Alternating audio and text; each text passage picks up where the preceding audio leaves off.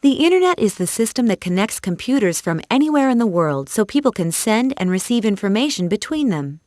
These computers can be connected to the Internet by phone lines, TV cable, or satellite. Computers on the Internet offer a wealth of information on just about any subject you can imagine. The Internet feature that gives you convenient access to that information is the World Wide Web. The web lets you view and interact with pages that can include text, pictures, animations, audio, and video using a program known as a web browser. When you browse the web and visit web pages, what actually happens is that your browser sends a request for a page through the Internet to the computer where the page is stored. Then that computer sends a copy of that page to your computer so you can view it. Web pages are organized in web sites and are connected by hyperlinks. Clicking on hyperlinks moves you from page to page on the web. As you learn how to use a web browser to view web pages, navigate the web using bookmarks and other shortcuts. Find what you want using search engines and subject catalogs, and use what you find online and offline. In addition, this course provides lists of useful websites. You can view the lists, print them, or connect to any of the listed websites directly from this course. Virtually all the websites you'll see during the course are included in these lists. Our computer is already online, meaning that it's connected to the Internet. So now we'll open our web browser. There are a number of web browsers available, and they all work pretty much the same way. We'll begin by using Netscape Navigator. To start it, we'll double-click its desktop icon. The browser on your computer might start differently. When we say click or double-click, we're talking about the left mouse button unless we say otherwise. We double-click the icon and the Netscape Navigator window opens. You might get a message asking if you want this to be your default browser, meaning that it will be the browser that your computer uses whenever you look at web pages. You can choose yes or no in that message box as you prefer. The browser displays its starting page, called the home page. We'll get to this page in a minute, but first we'll look at the features of the browser. Netscape Navigator is similar to other Windows and Macintosh programs. Across the top of the window is the title bar with the name of the page that's displayed and the name of the browser. Below that is the menu bar. We click a menu heading to open that menu. Some menu items show a keyboard shortcut you can press to use the feature without even opening the menu.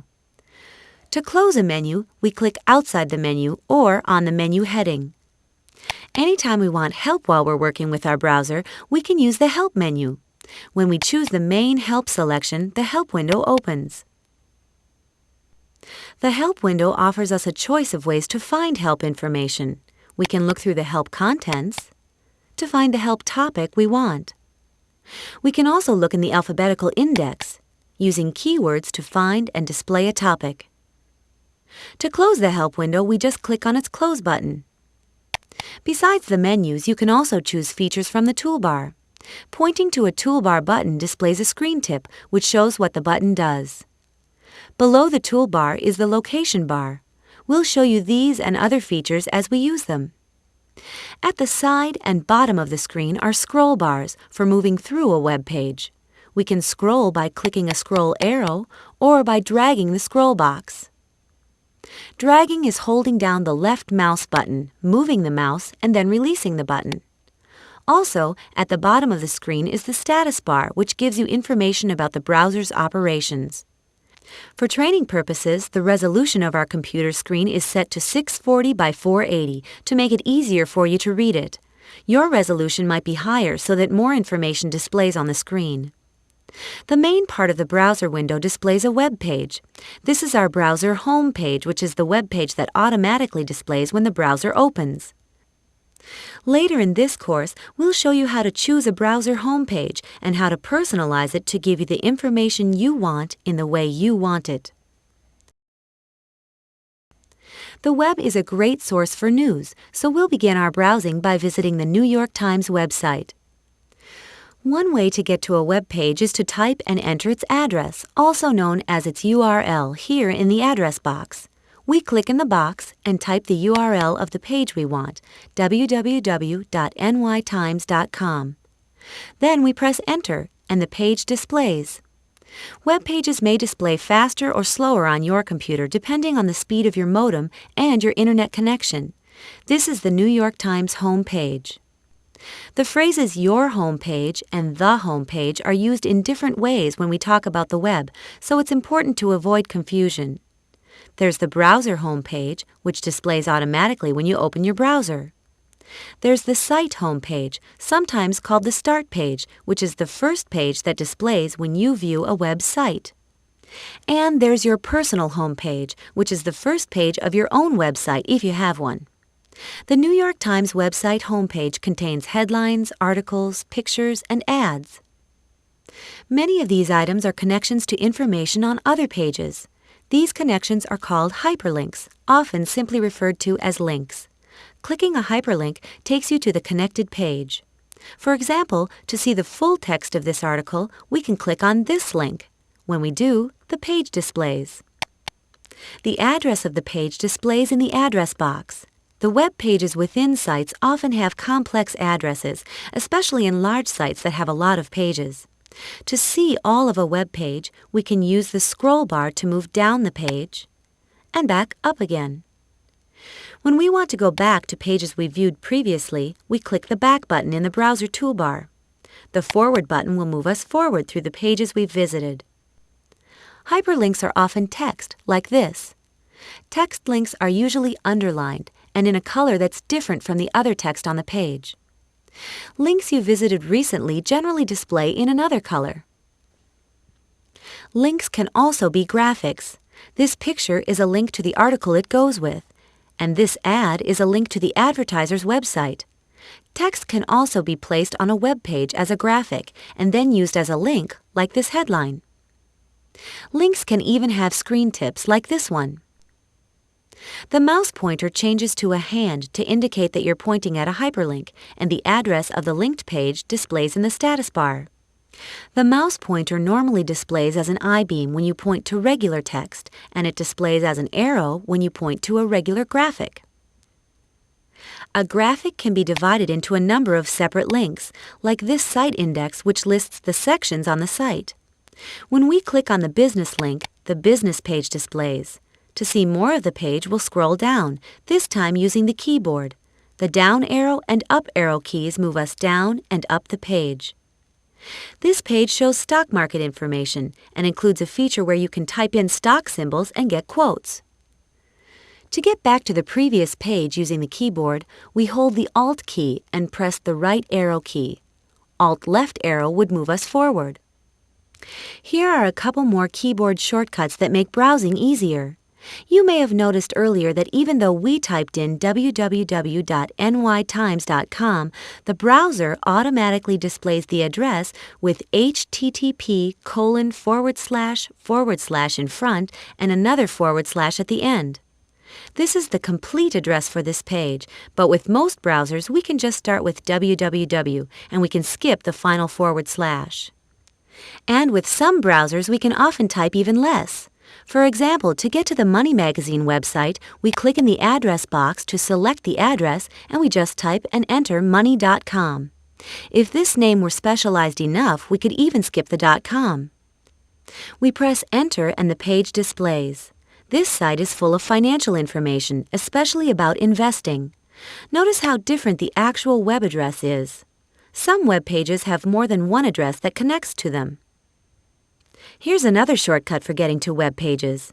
Many browsers keep track of pages you've recently visited. When you start typing an address that matches one of these, the browser completes the address for you. If this isn't the address you want, keep typing. If it is, just press enter. A final note about web addresses and their case. Most of the time, you can type the main part of a web address in lower or uppercase. So, for example, you could type this address in all lowercase, all caps, or a combination. But when there's extended address information called the path after the .com or .net or whatever, like this, that part of the address usually has to be in all lowercase. This time we'll work with a different browser, the one used with AOL, America Online. The interface is similar to Netscape Navigator, but AOL is different in that it's an online service that includes a browser for viewing content from both AOL and from the Internet. It starts with a welcome screen, which we'll minimize to get it out of the way for now. Let's say that you're going to be traveling for business or pleasure, and you want to find online information about the country you're going to. One place to start is with the Library of Congress website. We type and enter the web address. This site provides access to a wide variety of resources. To make the window as large as possible, we click the Maximize button. From the home page, we click the Using the Library link. The web page that displays includes lists of library services and collections. Let's look at digital collections and programs. Among the links on this page, we see one for country studies and area handbooks. When we click that, we get a country studies page that gives us the option of searching for what we want or browsing for it. You'll learn about searching later, so for now we'll browse, meaning we follow links to find what we want. We click on Browse. This link takes us to a table of country studies. From here we can find and click on the country we want information about. Notice that when we scroll the page up, we see that this table is on the same page as the link we just clicked. Hyperlinks can refer to a location on the same web page as well as to other pages. Now we want to return to the site home page to see what else the site has to offer. We could use the back button to retrace all our steps, but there's an easier way. We move to the bottom of the web page using the keyboard shortcut Control-N. The page includes a link to the site home page. This is a common feature of web pages in a well-designed website. We click the link and we're at the site home page. From here, we'd like to get an overview of the entire site. This page has a link to the sitemap, which is also a feature you'll find on many websites. Sometimes it may have another name, like Site Index. When we click the link, the browser displays a page with links to everything on the site. The links are grouped in sections to make it easier to find what we want. Now we'll set up a browser homepage, customized to give us just the information we want. And this time the browser we'll use is Microsoft Internet Explorer. Besides the similar elements of the interface, Internet Explorer includes a links toolbar which we'll deal with a little later in this course. This is the page that is currently set as the home page in this browser. We'll demonstrate with another page to show you how to personalize it and then set it as a home page. The website we'll begin at is yahoo.com. Yahoo is the type of site known as a portal because it gives you access to lots of other web locations and features. To create our own personalized web page, we click My Yahoo. The page displays with news, stock quotes, sports scores, TV listings, and more. To personalize it, we first need a Yahoo ID and password. To get that, we click here. We create a unique ID and password and fill in personal information for security purposes and to indicate our location and interests. To save time, I've already done that, so we go back to the previous page. We type our ID and press Tab to move to the password box. We type that in. We check to have our computer remember the ID and password so we don't have to type them in each time we get here. When your computer stores specific information about your relationship to a website, it's called a cookie. Sometimes you set this yourself, as we just did, but often the website sets this automatically. Then we click the Sign In button. This is our basic page. It's automatically customized with local weather and sports information. Now we can personalize the content and layout of the page. We click the Content link. Here we choose what content modules we want. If we don't want the TV listings, for example, we just uncheck that setting. There is a lot of content to choose from, and we can also change the layout of the page, but for now, we'll finish these changes. We scroll down the page and we see that the TV listings are gone.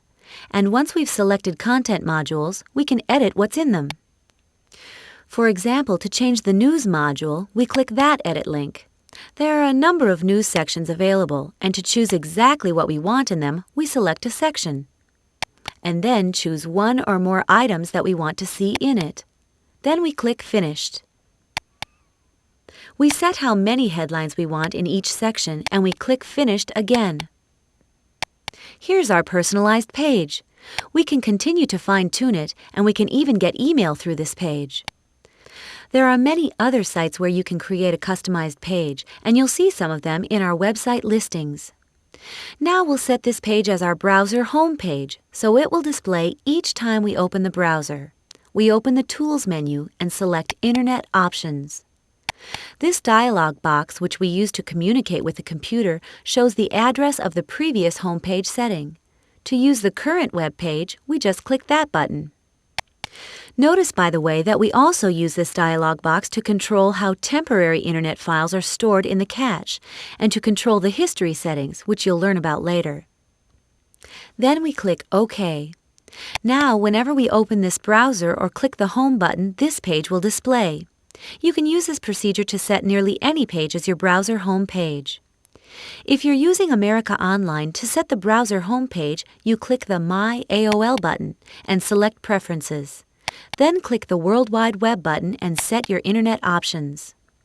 And if you're using Netscape Navigator to set the browser home page, you open the Edit menu and select Preferences. Then choose Use Current Page.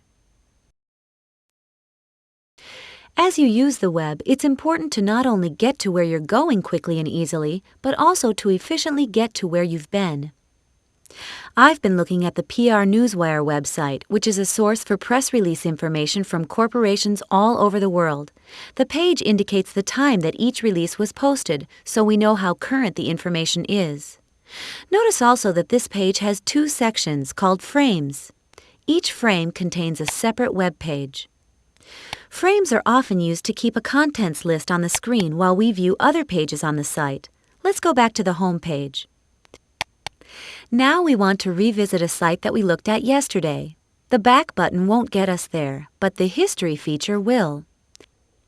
We click the History button and a frame called the Explorer bar opens. It shows the sites we visited today and the sites we visited in recent days and weeks. If you're using Netscape Navigator, you display the history list by opening the Communicator menu, selecting Tools, and then History. The list will then open in a separate window. And if you're using America Online, the history displays as a drop-down list under the address box. Some other browsers have a history drop-down list here as well. In Internet Explorer, we click to display yesterday's websites. The site we want to return to is the Hoover's site. We click to display the pages we viewed in the site. Pointing to a page listing displays a screen tip with the page name and URL. We'll go to the home page. We don't need the history listing anymore, so we click the Close button in the upper right corner. The Hoover's website is one of the many that offer information about companies, the industries they're in, and about other business-oriented topics. Let's say that your business has a product that you would like auto parts stores to carry. To find out about the companies in that industry, we first click the Companies and Industries link. Then we click Industries, and then Industry List. From here, we can find the industry we want alphabetically. Since we're already on the A page, we just scroll down. Auto parts retailing is what we want, so we click it. We get a page listing companies in this industry. We can get a company capsule, and for some companies, a more comprehensive profile is available. This symbol indicates that you can get profile information only if you've signed up for membership on this site. Many news and information sites offer basic access for free, and other levels of access for a fee. When we click the capsule link for one of these companies, we get information that includes a link to their website, a description, and links to information about their top competitors. Now let's go back to the PR Newswire site. We could click the back button repeatedly until we reversed all our steps. But in Internet Explorer, we can click the small arrow on the side of the back button to get a list of the pages we just visited. We select the page we want. Notice that this page displays the same information that it did earlier. That's because the pages you've recently visited are temporarily stored in your computer in what's called the cache. The back and forward buttons display these stored pages instead of taking the time to download them again from the web. If we want the most recent version of the page, we just click the refresh button and the page is updated from the web. In some browsers, this is called the reload button. This Lonely Planet website has lots of useful resources for travelers. I often use this destinations page when I'm starting to plan a trip. To make it easy to get back to a page whenever we want to, we can bookmark it. Once a site is bookmarked, it shows up on a list in the browser. In Internet Explorer, bookmarks are called favorites. The Favorites menu displays the pages that we've already bookmarked. Most of our bookmarks are organized in folders. Some of these folders and bookmarks were already set up when we installed the browser, and since then we've added others. Notice the Links folder. I'll explain more about that in a minute. The bookmarks on our main Favorites menu include this one, called NetLingo, which is a handy guide to Internet terms and jargon. When we click it, that page displays. We can search for terms alphabetically and use other resources available on the site. That's how a bookmark works. And remember the Links folder? Bookmarks in that folder display on the Links toolbar, making them even easier to get to. If you're using Netscape Navigator, it's called the Personal toolbar. If it's not displayed on your computer, you can open the View menu and select Show, then select Personal toolbar. To show or hide the toolbar, click the tab at the left end. In some browsers, including Internet Explorer, we can move toolbars, dragging them where we want them to go. Let's go back to the Lonely Planet page. Now we'll bookmark it, adding it to the Favorites list. We open the Favorites menu and select Add to Favorites. In the dialog box, we can change the name of the bookmark if we want to. We'll leave this one as is. Here's a tip though. You may want to remove words like the or welcome to from the beginnings of bookmark names so you can sort them alphabetically by the actual name. Next, we choose where to create the bookmark using this folder list. If it doesn't display on your computer, just click the Create In button. If we don't choose a folder, it's added to the main favorites list. We could create a new folder if we wanted to, but we'll add this one to the Travel folder. Then we click OK. Now when we open the Favorites menu and go to the Travel folder, our bookmark is there. Now we want to move this bookmark into a folder. It's a legal reference website, and since we'll probably bookmark more legal sites, we'll create a new folder. To organize our favorites, we select that from the menu and a dialog box opens. First, we'll create the new folder, so we click that button. The new folder is added to the bottom of the list, and we type and enter a name for it. Then we select the item we want to move and click the Move to Folder button. Another dialog box asks which folder we want to move it to. We select the Legal folder and click OK. We could also rename or delete items here, but we're done for now, so we click Close. When we open the Favorites menu, the new folder displays. To rearrange the order of items in the list, we just drag an item. The line shows where it will be moved to. When we release the mouse button, it's moved. We close the menu. To show you another way to display the Favorites list, we click the Favorites button and the list displays in the Explorer bar. This is useful if we want to keep it open as we use it. If you're using America Online, bookmarks are called Favorite Places. You add one by clicking the Favorite Places button on the web page window. You display your list by clicking the Favorites button and selecting Favorite Places. Besides using the buttons on the bottom to work with your favorite places, you can organize items by dragging them. If you're using Netscape Navigator, you display bookmarks with the Bookmark button. You would use Add Bookmark to add a bookmark to the main list, and File Bookmark to file a bookmark in a folder. Selecting Edit Bookmarks opens the Bookmarks window in which you can edit and organize items. From here you can add new bookmarks and folders using the File menu. We're using Netscape Navigator again, and we've displayed the Northern Lights search site. It uses a number of search engines to find what we're looking for.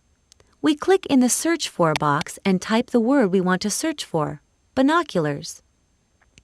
To start the search, we can either press Enter or click the Search button. We press Enter. As you can see, a simple search like this can find thousands of web pages. To look through all these pages for references to birdwatching or Seattle and Tacoma would be ridiculous. Let's try it another way. We select the text in the search box and replace it with birdwatching. Then we start the search. This time we get even more sites. Part of the problem is that when we type 2 or more words like this, search engines look for websites that contain any one of these words. If we put the words in double quotation marks, search engines will look for them as a whole phrase. Well, that's a little better, but there are still way too many sites to look through. Now we'll show you how to narrow down your search to make it a lot more manageable. Advanced search features can help you focus your search on the pages that are likely to be the most valuable to you. Here are some of the more common advanced search features. One of these features you've just seen, quotation marks to group words into phrases. Other features called Boolean Operators or logical operators allow you to fine-tune a web search. One of these is the word and.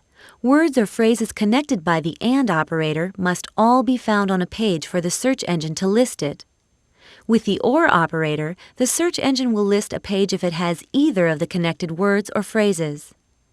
The not operator indicates that the word or phrase that follows must not be on the page. If it is, the search engine will not list it. Parentheses allow us to group words and phrases to focus a search even more. The plus sign is similar to the and operator, indicating a word or phrase that must be there. The minus sign is like the not operator. Another valuable search feature is word order. A search starts by looking for pages that contain the first word or phrase in the search statement. Putting the most important or the least common word or phrase at the front of the search statement makes it more likely that the most useful pages will display near the top of the search results. Not all search engines use every one of these features, but most search engines use at least some of them. Now let's focus our search. We put the word binoculars at the front of the search statement and connect it to birdwatching with the and operator. To fine-tune the search to the territory we'll be working in, we use the and operator again, and in parentheses we type Seattle or Tacoma. The search engine will look for pages that contain the word binoculars and the phrase birdwatching, and either Seattle or Tacoma. We start the search. Now that many pages we can deal with, especially when the documents at the top of the results list are more likely to be what we're looking for. This is an example of how to use search engines to find what we want. Next, we'll search using a subject catalog. This time, let's say you've been thinking about starting your own small business. There's a lot you need to know, so we'll search the web for helpful information using the Yahoo website. We visited the Yahoo site earlier when we set up a browser homepage. Now we'll use it for searching. Yahoo does have a search engine feature, but we'll search in the subject categories. This page shows the main categories with some of the subcategories below them. We could begin our search with one of these subcategory links, but I think the one to start with is the main Business and Economy category. This page displays a number of subcategories that could be useful. Let's start with Small Business Information. That subcategory has subcategories of its own. Most of these will be useful to us, but before we do much of anything, we should have a business plan, so we select that link. We get a list of websites offering help in creating a business plan. We can now visit any or all of these, and then later look at some of the other small business subcategories. Sometimes you want to keep a page like this available while you open other pages from it. To open linked pages in a new browser window, just click the link using the right mouse button, and from the menu select Open in New Window. You can switch between windows using the buttons in the taskbar. You can open additional windows, and then you can close windows when you're done with them. Most browsers give you one-click access to search features. In Netscape Navigator, the search button displays the Netscape search page, which offers a choice of search services. If you're using America Online, the search button displays their search page. And if you're using Internet Explorer, the search button displays a search page in the Explorer bar. Clicking Customize lets you choose which search page displays. There are websites like this one published by trade journals and industry groups for just about any field you can name. Browsing with Internet Explorer, let's take a look at this article. Let's say that once we've read it, we want to use it in other ways. To print this page, we'll use the Print button. If you can't see all of a toolbar, there are usually arrows at the end that display the rest. We click the button. The page is sent to the printer and will print just as you see it, including graphics. We can also save the page as a file on our hard disk for future reference. We open the File menu and select Save As. We can choose where to save the file, and we can change the name if we want to. We'll give it a more specific name. For the type of page, we can save it with alt text layout and graphics either as an HTML file or for sending later as email. HTML is the format used to create web pages. It allows web pages to display in any browser.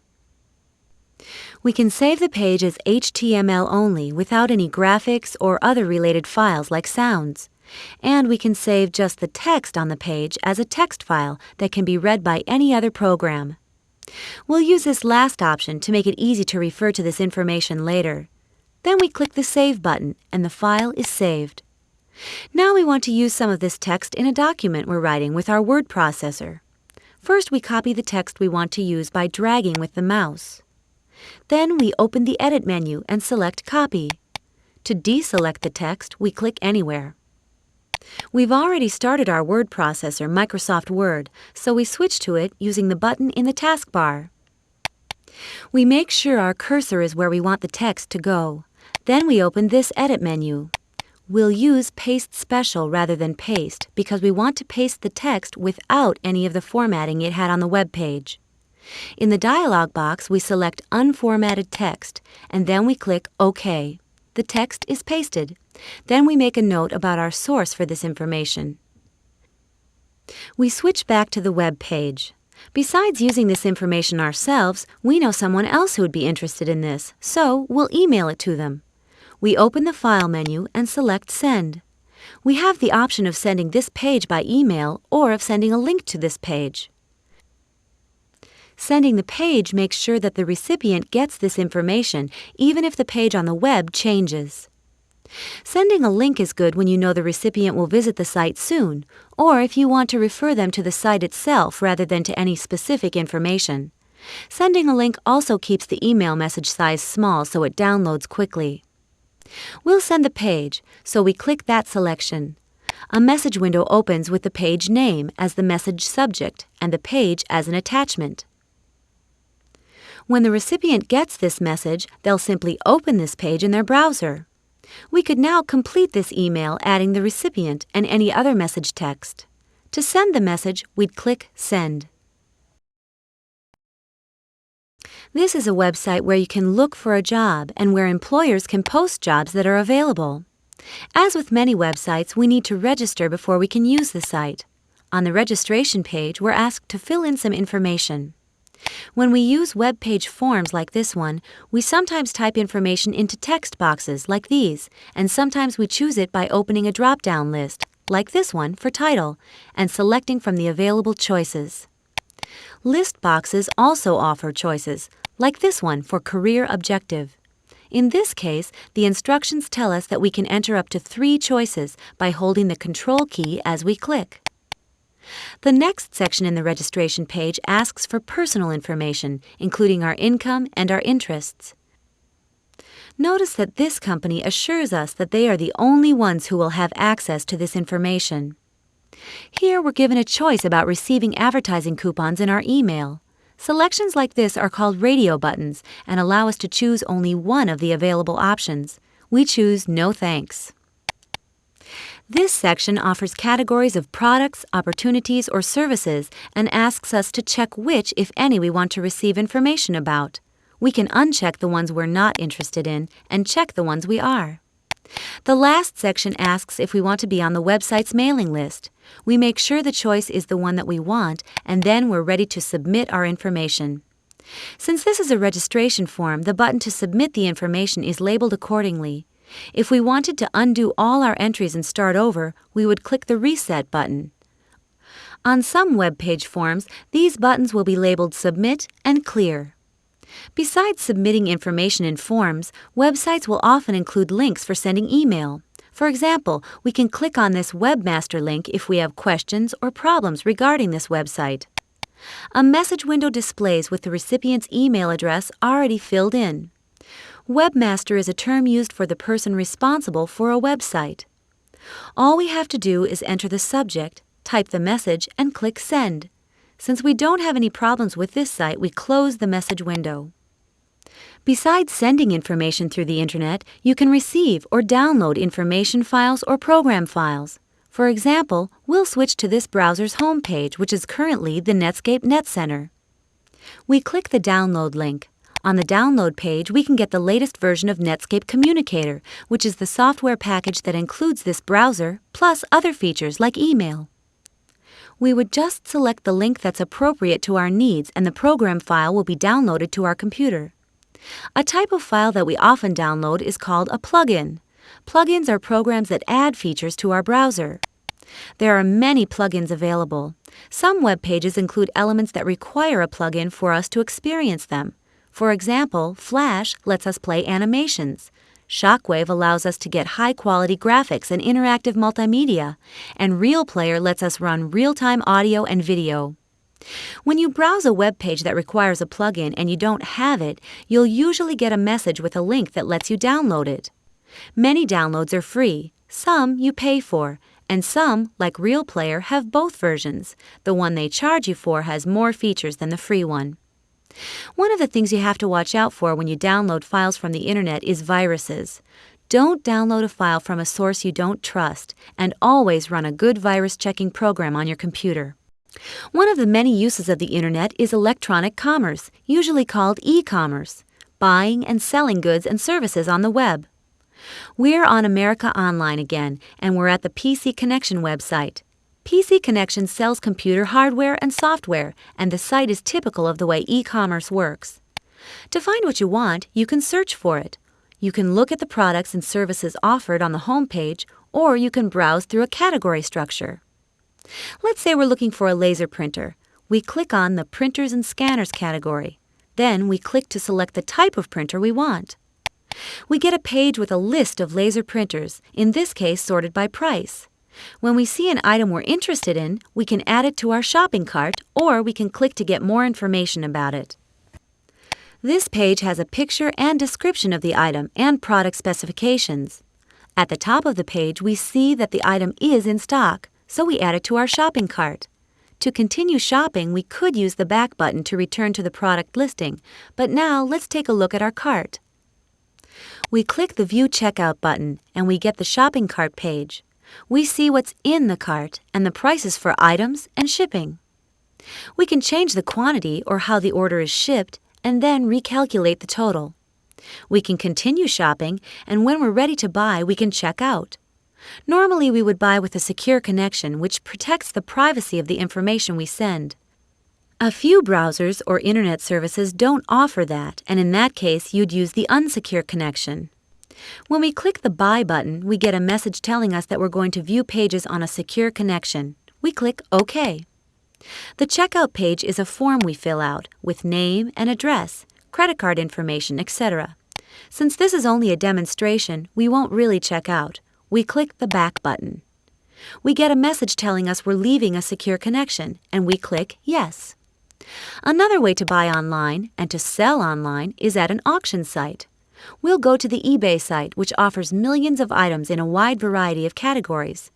As with many sites, we register before we use the site, and we can get helpful information on how the site works. To see an auction page, we'll select one of the featured items. When we do, we get a web page with information about the bidding, the quantity available, and how much time is left in the auction. We can get information about the seller, including feedback from people who've purchased from them previously. By the way, auction sites are used by many small businesses as well as by individuals. The page also has a description of the product, often with a picture, and shipping information. Here's a basic explanation of how bidding works. To bid on the item, you first register if you haven't already. Then you enter how many you want if there are more than one available, and the maximum you're willing to pay. The website keeps your maximum amount secret and increases your bid only enough to keep you ahead of the other bidders. The auction runs for a fixed amount of time. If you're the high bidder when it's over, you make arrangements directly with the seller to purchase the item and have it shipped to you. Among the many search sites available are those for finding individuals and organizations like Anywho. You can search for people, businesses, toll-free numbers, and websites. You can even do a reverse lookup if you know a phone number but not who it's for, and you can display maps and directions. To find a business, you enter what you know and select Find. If the listing is available, you get additional information including their phone number and links to maps of their location. The web also has lots of sites to help you work with your computer hardware and software. As an example, we'll go to the Microsoft website. When we point to the Support link, we get a menu of support options. We choose the Knowledge Base, which is a searchable database of technical support information. Notice that the site also offers a link to FAQs, which stands for Frequently Asked Questions. Many websites include FAQs and the answers to them to help solve problems. In this sampling of our favorite websites, we include sites from the huge selection of business products and services on the Internet. Online banking is one of them. An example is the Wingspan.com site, which offers a variety of banking services, including bill paying. If we select Bank and click to see a demo, we go to an account summary page. We can get more detailed information about an account, or we can transfer funds. Here we get a form to choose the transfer accounts and amount. We can also use the net to find opportunities for our business. For example, this is the homepage for Commerce Business Daily, the federal government website that tells which companies have been awarded government contracts and which contracts are available. We can search through the information or we can browse it. We select the Browse option. From here, we'll look at the notices of products and services for which the government is seeking sources. The notices are listed in chronological order, with the most recent at the top. Selecting one displays detailed information, including the due date and contact person. If you're interested in online investing, you can go to a site like Ameritrade.com. Before you can trade, you need to open an account.